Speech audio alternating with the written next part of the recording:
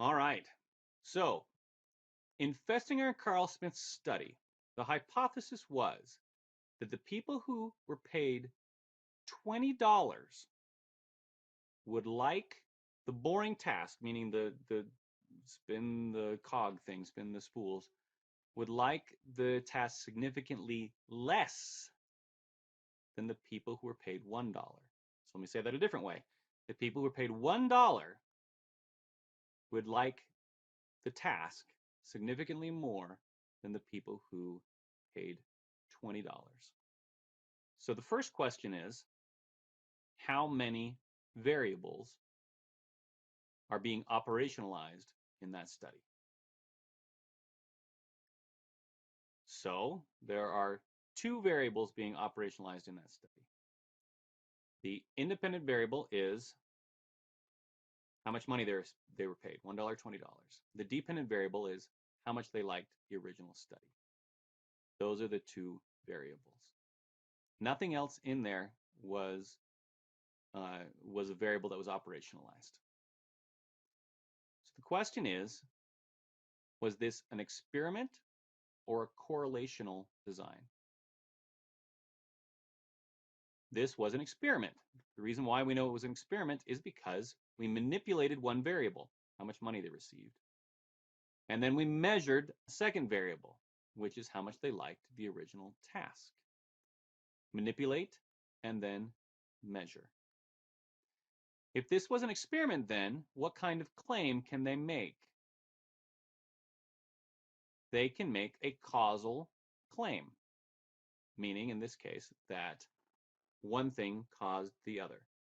Particularly, they can say that the amount of money received made a change in how much they liked the actual, how much they actually liked the first task. So, how do we diagram this? Let's show you how we diagram this one. So we have two variables that we care about. The independent variable is the amount of money, or in this case, is the amount of justification that they received.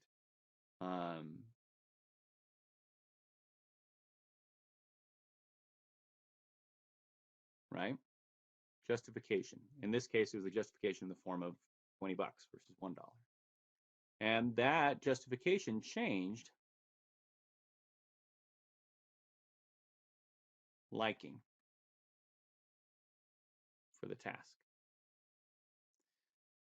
We changed the justification. In this case, it was the justification for lying, essentially lying to the other people, by doing either one group was paid $1 and the second group was paid $20. Now remember, this is in 1958, so there's a lot of money back then. And liking was not manipulated, it was measured.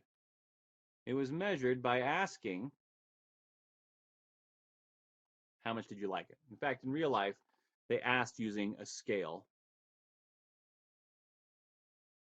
Okay, they asked using a scale. That's what that says.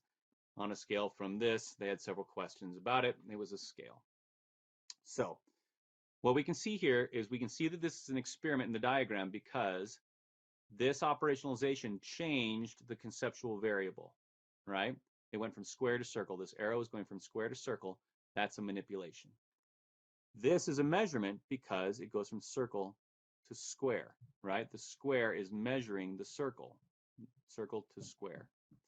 This is an experiment. Also, we can see that the independent variable is causing a change in the dependent variable, the liking. That arrow goes one direction only. All right? What would be a question of construct validity in this case?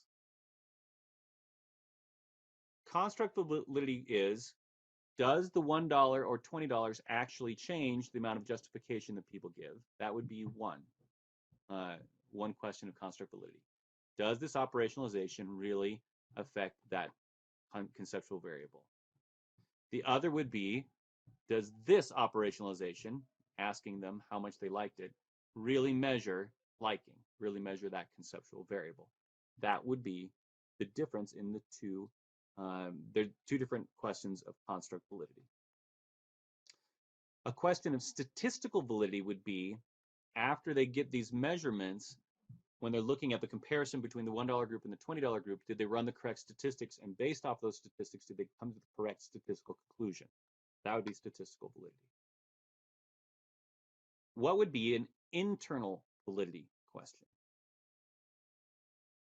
Internal validity would be, does justification really cause the change in liking for the task, right? Does the justification really cause the change in liking for the task, or is it something else that's going on? Is there an alternative explanation, a confound that would be causing the change in liking instead of that idea of justification? And the last thing we need to talk about is external validity. That is, does this happen in real life? Does it only happen when we're spinning pegs and doing $1 and $20 in 1958, or does it apply outside of that study in Stanford in 1958? That would be a question of external validity.